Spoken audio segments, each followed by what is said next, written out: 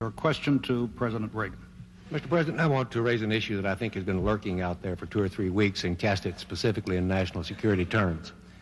You already are the oldest president in history, and some of your staff say you were tired after your most recent encounter with Mr. Mondale. I recall yet that President Kennedy had to go for days on end with very little sleep during the Cuba Missile Crisis. Is there any doubt in your mind that you would be able to function in such circumstances? Not at all, Mr. Truitt, and I want you to know that also I will not make age an issue of this campaign. I am not going to exploit for political purposes my opponent's youth and inexperience.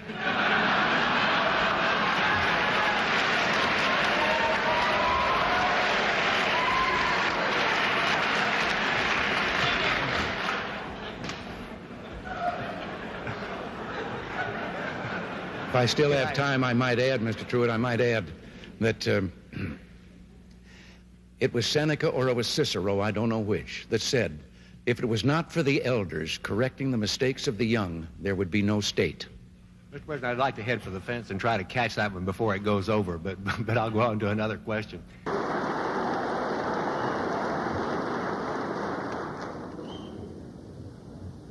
Mr. Speaker, Mr. President, distinguished members of the Congress, honored guests, and fellow citizens. Today marks my first State of the Union address to you, a constitutional duty as old as our republic itself. President Washington began this tradition in 1790 after reminding the nation that the destiny of self-government and the preservation of the sacred fire of liberty is finally staked on the experiment entrusted to the hands of the American people. For our friends in the press who place a high premium on accuracy, let me say, I did not actually hear George Washington say that.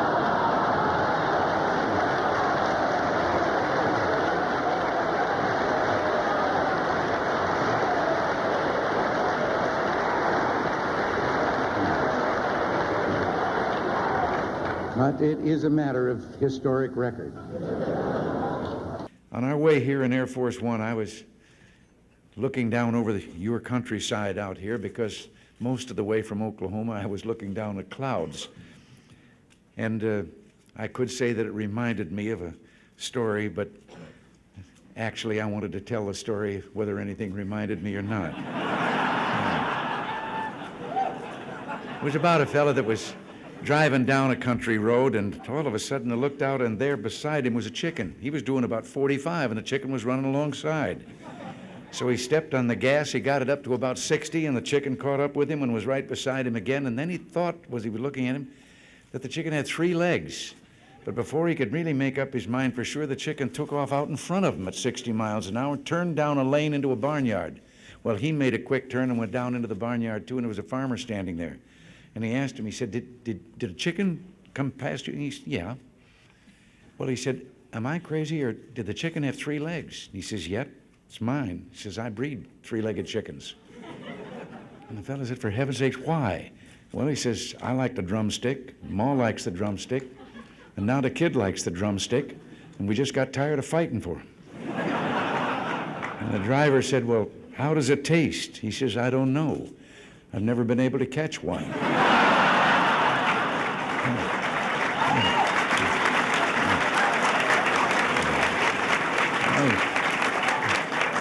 Well, seriously, since... Thank you very much. Thank you all. Thank you. As Henry VIII said to each one of his 6 wives, I won't keep you long.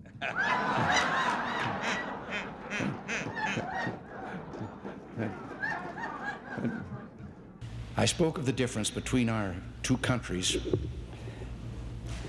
I try to follow the humor of the Russian people. We don't hear much about the Russian people. We hear about the Russian leaders. But you can learn a lot because they do have a sense of humor, and you can learn from the jokes they're telling. And one of the most recent jokes I found kind of, well, personally interesting. Maybe you might tell you something about their country.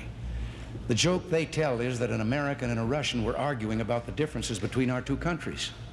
And the American said, look, in my country, I can walk into the Oval Office, I can hit the desk with my fist and say, President Reagan, I don't like the way you're governing the United States. And the Russian said, I can do that.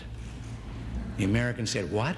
He says, I can walk into the Kremlin, into Brezhnev's office, I can pound Brezhnev's desk, and I can say, Mr. President, I don't like the way Ronald Reagan is governing the United States.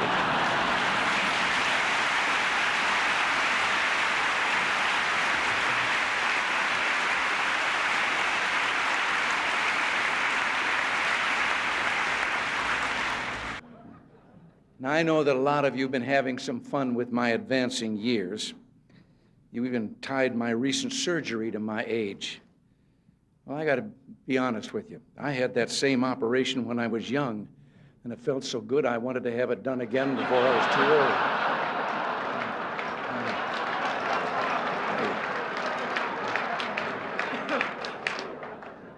But I am aware of my age. When I go in for a physical now, they no longer ask me how old I am. They just carbon date me. Incidentally, I've got a news item for you. We have a spin-off from our Star Wars research. It's a helmet for me to wear at press conferences. All I do is push a button and it shoots down incoming questions. You have to admit, though, that my attitude is better than linebacker George Atkinson's when he was with the Oakland Raiders. Someone asked him what the player's reaction would be if the press box blew up. He said we'd have 30 seconds of respectful silence and then continue with enthusiasm. Now, honest, I don't feel that way. Maybe once in a while. Nancy, would you like to join me up here please?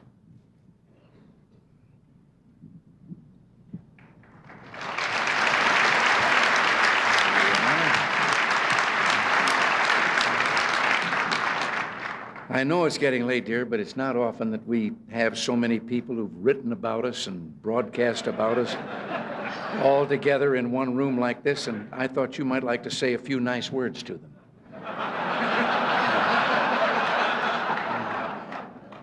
They're all from the press and radio and television. Maybe just a friendly little greeting would do.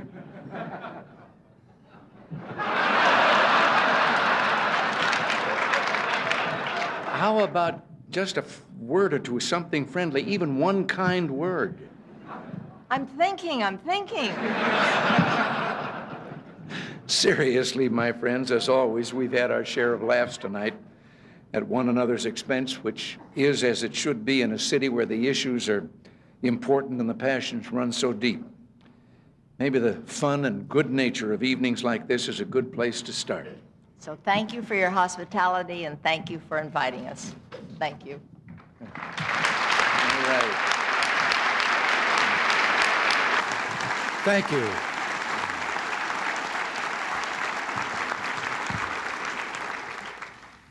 Thank you all so very much.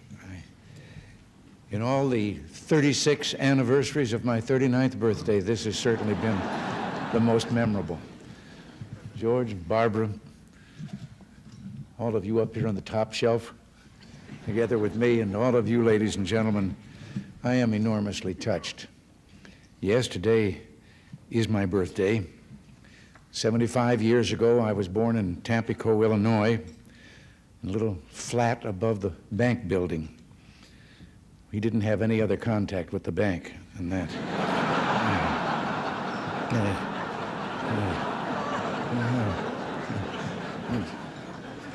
Now, here I am, sort of living above the store again.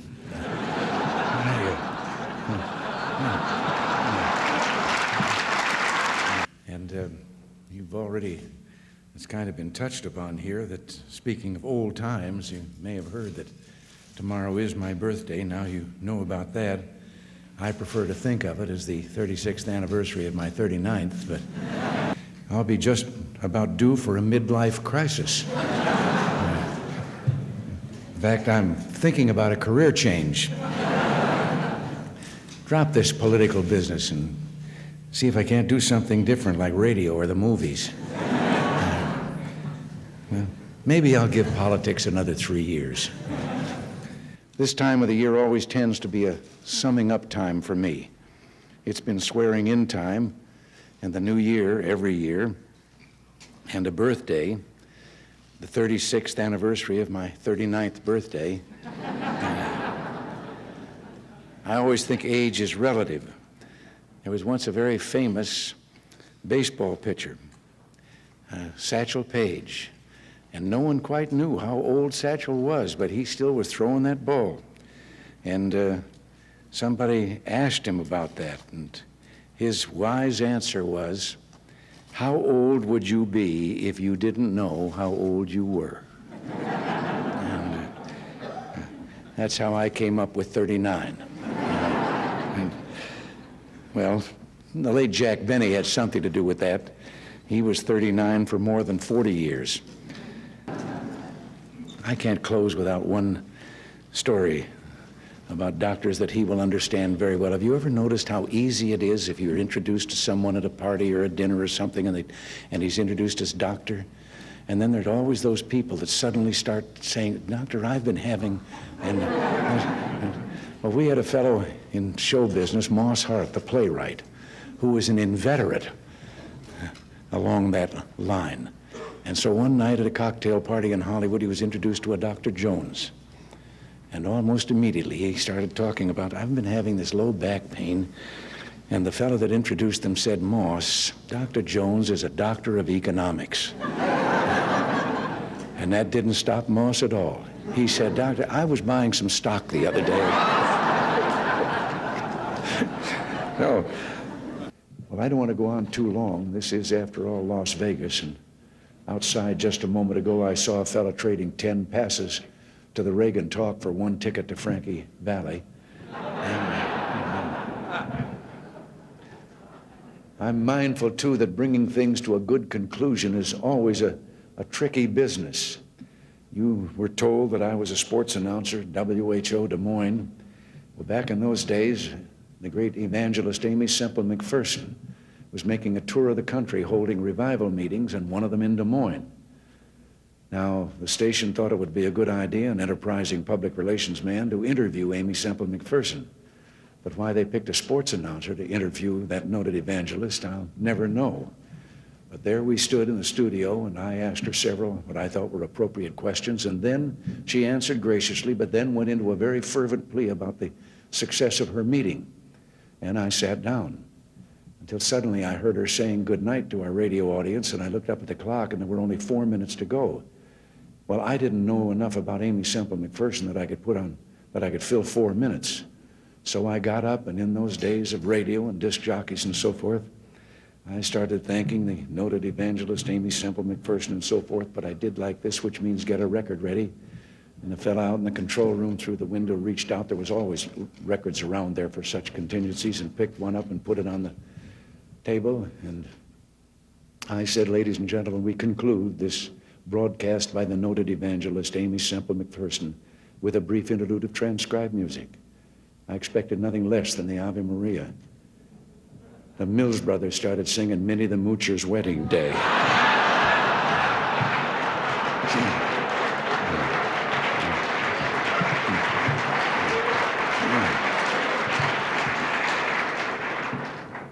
She never did say goodbye. She just slammed the studio door as she went out.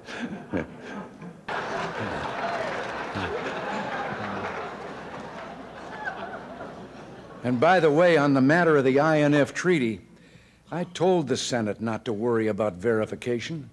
I told them I'd take care of it.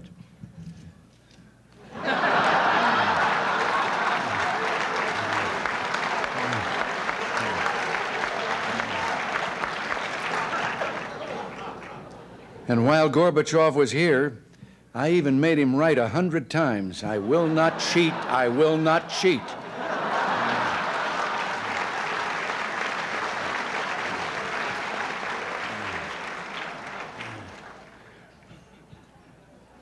Oops.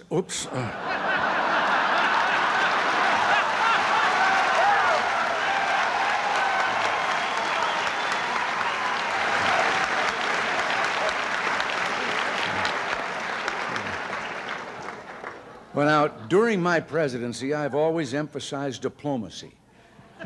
But sometimes it comes to the point you have to use force in foreign affairs. And here I am, arm wrestling General Noriega for Panama.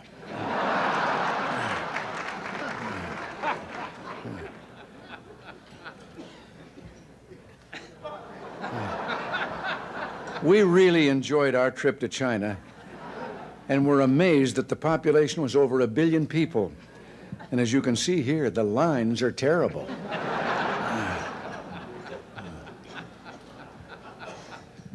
On another trip, the government of Indonesia gave us these gifts, and they're our friends.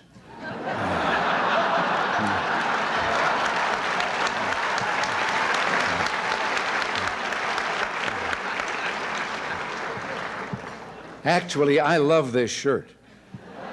I finally found something louder than Sam Donaldson.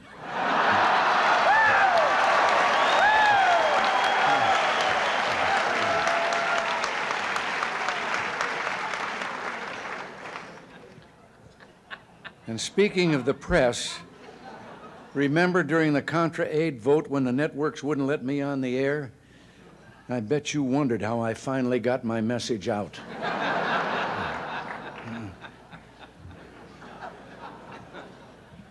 It's no secret that the press and I sometimes don't get along.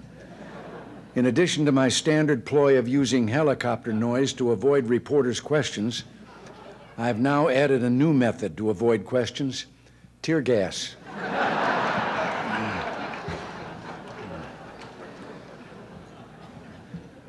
I've loved almost every minute I've been in office, although there were a couple of trips to the hospital. In case you're wondering what happened here, I had just said, "So, Don, you say you're going to write a book."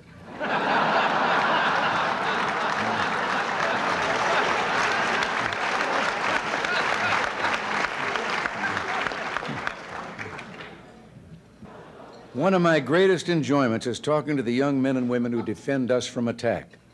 Here I am on top of the White House, and the soldier is explaining where he thinks the next book will come from.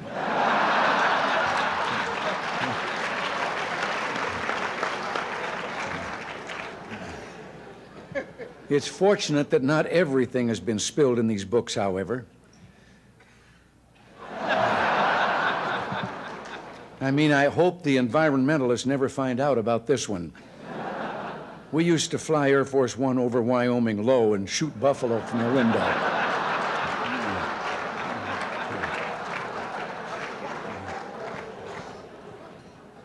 But I'll tell you someone I trust totally, George Bush. He's been a wonderful vice president, and he'll make an excellent president. And that's why I endorsed him and why I'll work hard for him this fall. Here we are listening to one of his speeches.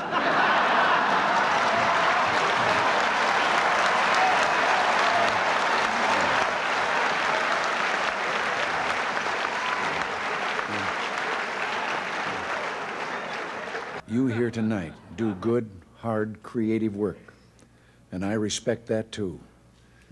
So, as we say our farewells here tonight, this salute's for you.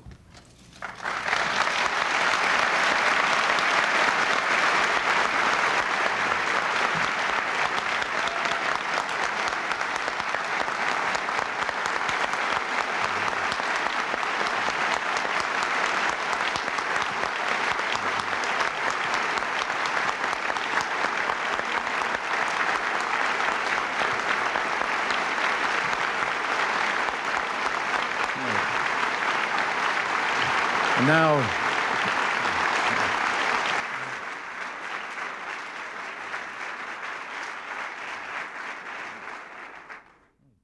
thank you very much, but I think George and I should be applauding you. I thought it'd be good to get together now that we've all rested from our summer vacations. And although it's true summer vacations aren't always restful, you know that leads to a story.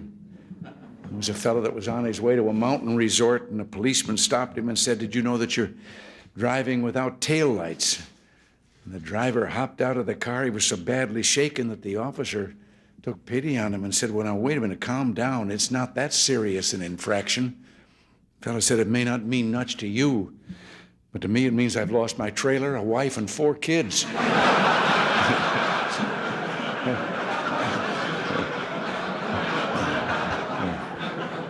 I was in Las Vegas some years ago to address the annual Farm Bureau meeting. And on my way to the hall, a fellow recognized me and asked what I was doing in Las Vegas. And I told him I was there, what I was there for. And he said, what are a bunch of farmers doing in a place like Las Vegas? And I couldn't resist. I said, Buster, they're in a business that makes a Las Vegas crap table look like a guaranteed annual income.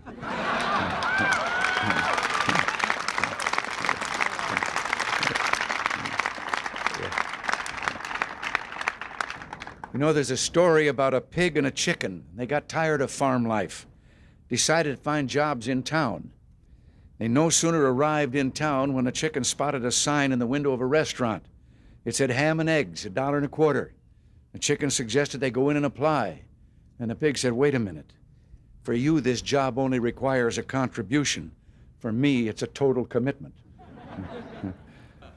You know, I can't resist. I'm accused, and certainly in some elements accuse me of too much of telling anecdotes and so forth.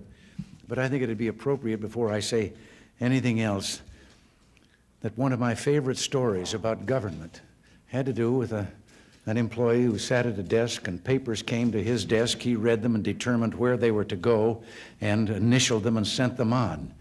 And one day a classified document came there, but it came to him, so he read it, initialed it, and sent it on. 24 hours later, it came back to him with a note attached that said, you weren't supposed to see this. Erase your initials and initial the erasure.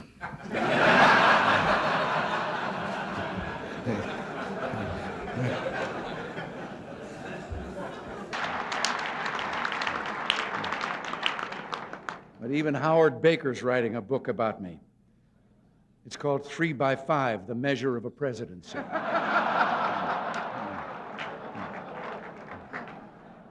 Mike Devers, in his book, said that I had a short attention span. Well, I was going to reply to that, but oh, what the hell, let's move on to something else.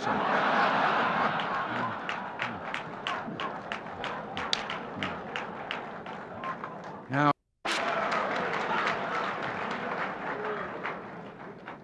George Bush is doing well. George has been a wonderful vice president, but nobody's perfect. I put him in charge of anti-terrorism, and the McLaughlin Group is still on the air.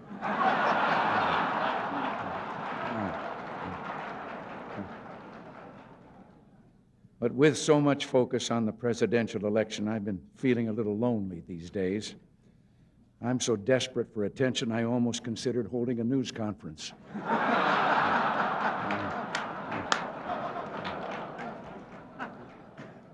I've even had time to watch the Oscars. I was a little disappointed in that movie, The Last Emperor. I thought it was going to be about Don Reagan.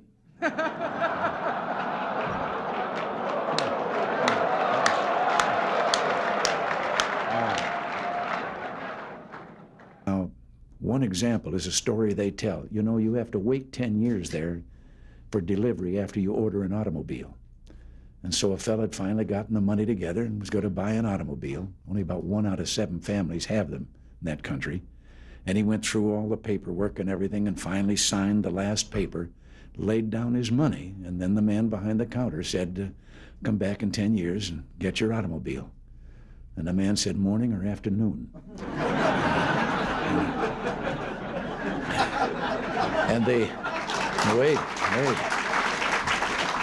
The fellow behind the counter says, well, what difference does it make 10 years from now? And he said, well, a plumber's coming in the morning.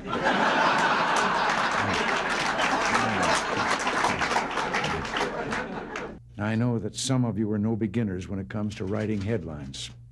Reminds me a little bit of a cub reporter. You knew that something would remind me of a story.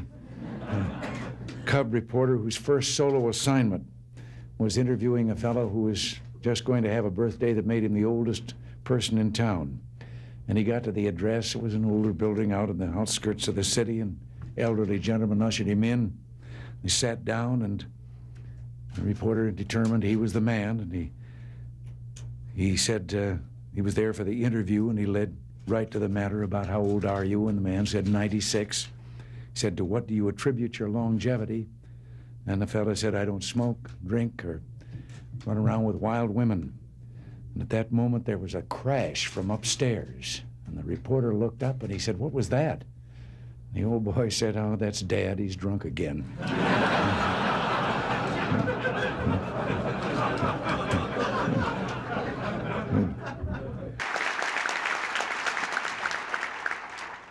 You know, there was a time that being a Republican in this area of the country felt a little bit like being Gary Cooper in High Noon, outnumbered in a big way.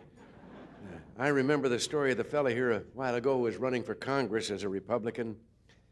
He stopped by a farm to do some campaigning, and when the farmer heard he was a Republican, his jaw dropped, and he said, wait right here. He said, while I get Ma. She's never seen a Republican before. So he got Ma, and the candidate looked around for a podium to give his speech from. The only thing he could find was a pile of that stuff that Bess Truman took 35 years trying to get Harry to call fertilizer. So he got up on the mound, and when they came back, he gave his speech. End of it, the farmer says, that's the first time I've ever heard a Republican speech. Candidate said, that's the first time I've ever given a Republican speech from a Democratic platform.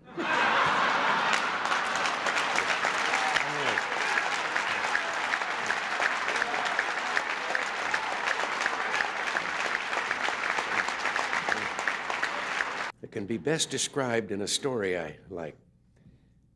Three fellows that went out of the building to get in their car and found they'd locked the keys in. They were locked out. And one of them said, get a wire coat hanger, and we straighten it out, and I can get the... And the other one says, you can't do that. Somebody think we're stealing the car. And the third one said, well, we better do something pretty quick because it's raining, starting to rain, and the top's down.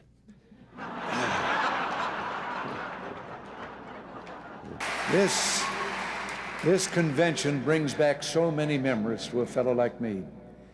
I can still remember my first Republican convention. Abraham Lincoln giving a speech that sent tingles down my spine. No, I have to confess I wasn't actually there. The truth is, way back then, I belonged to the other party. Seems that 25 of San Francisco's top bootleggers, this is a little story to illustrate what I've just said about candor. They were arrested back there in those days of the Volstead Act, and as they were being arraigned, the judge asked the usual question, of course, about their occupation. And the first 24 were all engaged in the same professional activity. Each claimed he was a realtor. And then he got to the last one, the 25th, and says, and what are you? He asked the last prisoner, and the fellow says, Your Honor, I'm a bootlegger. And the judge was surprised, but he laughed, and he said, well, how's business? He said it'd be a lot better if there weren't so many realtors around. President Alfonsi and I have much in common. We both have gone through many campaigns and asked for votes from many different kinds of people. Down in Texas during the 1976 primary, they had me out knocking on doors. And I remember one kind of rural area. I'd been governor of California, but I wasn't all that well known in Texas, and I knocked on the door, and an old fellow in his undershirt and jeans came to the door, and I told him I was running for president, and having been in the occupation I'd been in for a number of years, I was kind of surprised when he asked me what I'd done for a living. And I told him I'd been an actor, and then he asked me what my name was. And I thought, well, maybe if I give him a hint. And so I said, well, my initials were RR. And with that, a face lit up, and he turned and he ran back into the house, and he was yelling, Ma, Ma, come on out here quick. Roy Rogers is outside.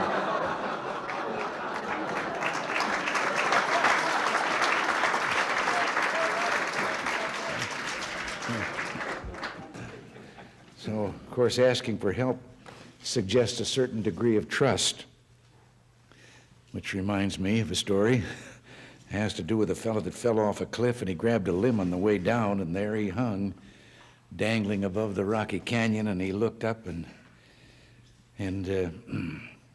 didn't see anyone, and he finally shouted out, "Oh, Lord, if you're up there, tell me what to do."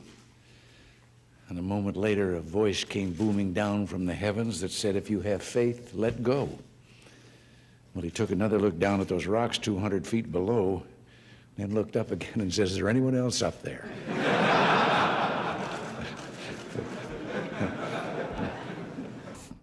We're to the fourth cartoon.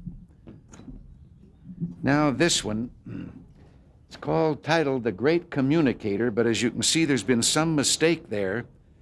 They left the balloon blank, so I think that I will start filling it in.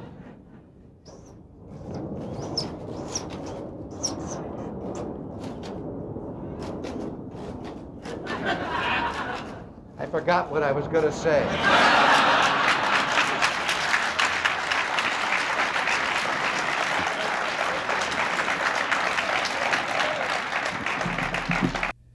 Reminds me a little bit of the story of the man that took his young son-in-law out and was going to introduce him to golf, and told him all that he had to do and teed up the ball, and the kid took a swing and he missed the golf ball entirely but hit a ant's nest there and into the air, and so lined up and took a crack at it, and again hit another gouge out of the ant's nest, and now there were ants flying all the way through the air, and as he lined up for the third try, 2 ants peeked out of the crater that he'd left, and one of them said, "If we want to survive this, we better get on the ball."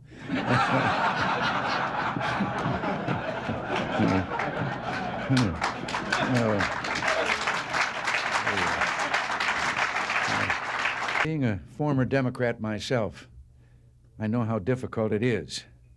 We're proud to have you all with us. I have to tell you that I had started working for the party before I got around to joining it. And one night, 1962 state campaign in California, I was speaking at a fundraiser, and a woman stood up in the middle of the audience and asked me if I'd re-registered. And I said, "No, but I'm going to." She said, "I'm a registrar." She walked right down the middle aisle, put the paper up, and I signed up, and then said, "Now, where was I?" Could I just say something here about this? I'm half Irish, too. The other part is English and Scotch.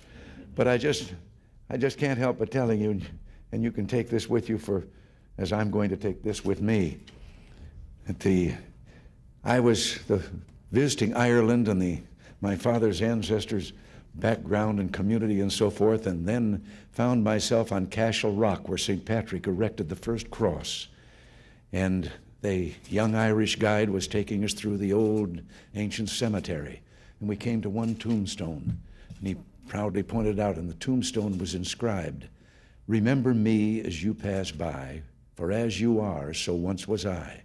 But as I am, you too will be, so be content to follow me." And this had proven too much for some Irish who had scratched on the stone underneath, "To follow you, I am content. I wish I knew which way you went." You know, so much of what we're trying to do, and so much of this, depended on real communications. And I can't resist. I've told this story before, and if some of you have heard it before, it illustrates communications. You'll have to forgive me, but life not only begins, or lumbago, I should say, not only begins at 40, but so does the tendency to tell the same story over and over again. But I've always thought of the importance of communication and how much a part it plays in what you and I, what all of us are trying to do. And one day, a former place kicker with the Los Angeles Rams, who later became a sports announcer, Danny Villanueva, told me about communications. He said he'd been having dinner over at the home of a young ball player with the Dodgers. The young wife was bustling about getting the dinner ready. They were talking sports, and the baby started to cry. And over her shoulder, his busy wife said to the ball player, "Change the baby." And he was a young fella, and he was embarrassed in front of Danny, and he said, "What do you mean, change the baby? I'm a ball player. That's not my line of work." And she turned around, put her hands on her hips, and she communicated. She said, "Look, Buster, you lay the diaper out like a diamond.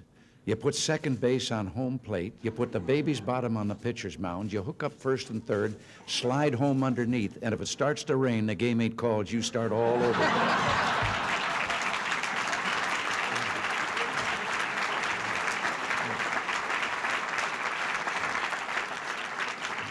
Something else I have to interject here, although this is not an occasion for humor. But I've had a kind of a hobby lately of collecting, by way of dissidents, stories that are told behind some of those iron curtains and those iron walls by the people themselves, showing their own cynicism about the system under which they're forced to live. And one recently that I heard had to do with 3 dogs that were having a conversation, an American dog, a Polish dog, and a Russian dog. And the American dog was telling them about how, well, he barks, and then in our country, his master gives him some meat. And the Polish dog said, "What's meat?" And the Russian dog says, "What's bark?" It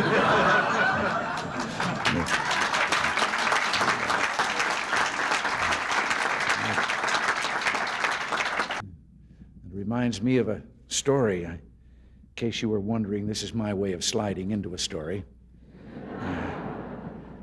Many of you here work on East-West trade issues, and I like to collect stories that I can verify that the Russian people tell among themselves, so I'm going to tell you this one.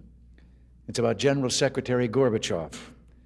Seems that as part of the campaign to straighten things out there in his country, he had issued an order that everyone caught speeding or seen speeding should get a ticket, no matter how important they might be. Well, one morning he was out at his country home and realized that he was running late for a meeting that he had in the Kremlin, and he went out to get in his car and told the driver to get in the back seat that he'd drive. And he did, and down the street he went, and they passed 2 motorcycle policemen, and one of them took off after him. And a little while later he came back and joined his companion, the other motorcycle officer, and the fellow said, "Did you give him a ticket?"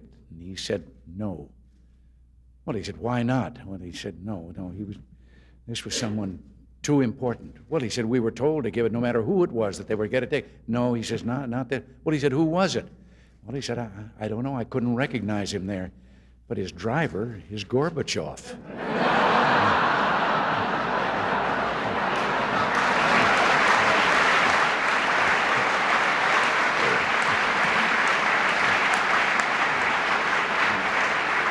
I have to tell you right here, I have been collecting stories that I can absolutely establish are told by the people behind the Iron Curtain in the communist bloc. And they're stories that reveal their kind of cynicism about the system under which they live. And one of the more recent ones that I heard was about the man walking along the street at night, Moscow. Soviet soldier called to him to halt. He started to run. The soldier shot him. And another man said, "Why did you do that?" Well, he said, "Curfew." Well, he said, "It isn't curfew yet." He said, "I know. He's a friend of mine. I know where he lives. He couldn't have made it."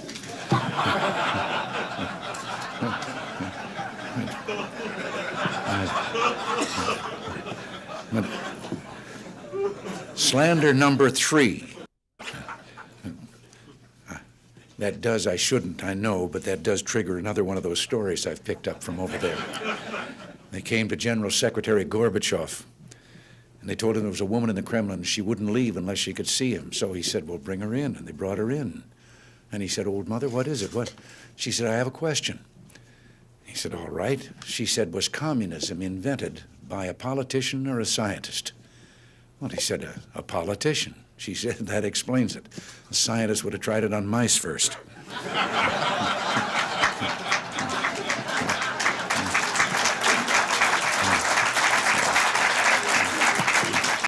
You know, there's a story about a young fellow from the city who hired out to work on a farm during the harvest season.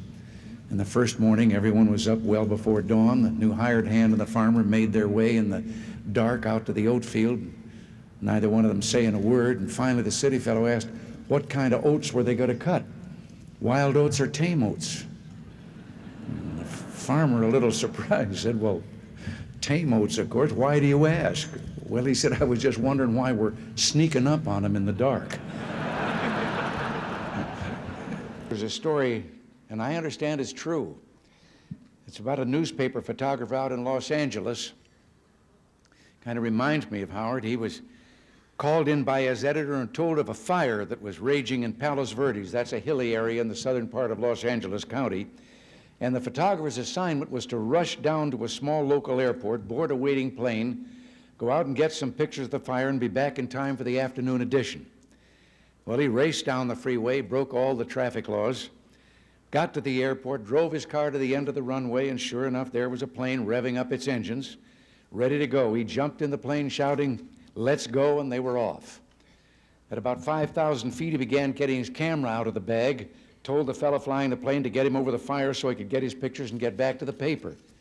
And from the other side of the cockpit, there was a deafening silence. And then he heard those words he will always remember. "Aren't you the instructor?"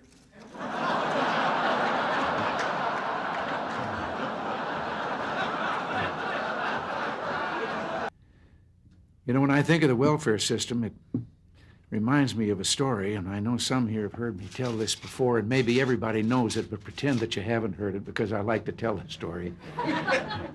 It's a story about the parent with the two children and two sons, and one of them was a dyed-in-the-wool pessimist, and the other one was an incurable optimist. And they thought they were both so unrealistic that they talked to a psychiatrist about it, and he said he thought he could solve the problem. And they said, well, what? Well, he said, let's get the most magnificent set of toys any boy ever had, and we'll put him in a room. We'll take the pessimist there, and then we'll turn him loose, and when he sees those toys and knows they're all for him, he'll get over being a pessimist. Well, he said, what are you going to do about the optimist?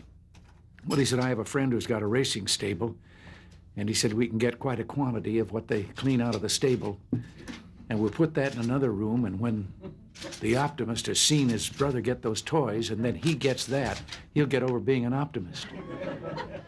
Well, they did it. Finally, after a period, they then went in and followed in where the boy was with the toys, and he was sitting there crying. And they said, what are you crying about? He said, well, I know somebody's going to come and take these away from me. And they went down to the room with the optimist, and he was on that top of that pile of stuff, and he was throwing it over his shoulder as fast as he could. And they said, what are you doing? He says, there's got to be a pony in here somewhere.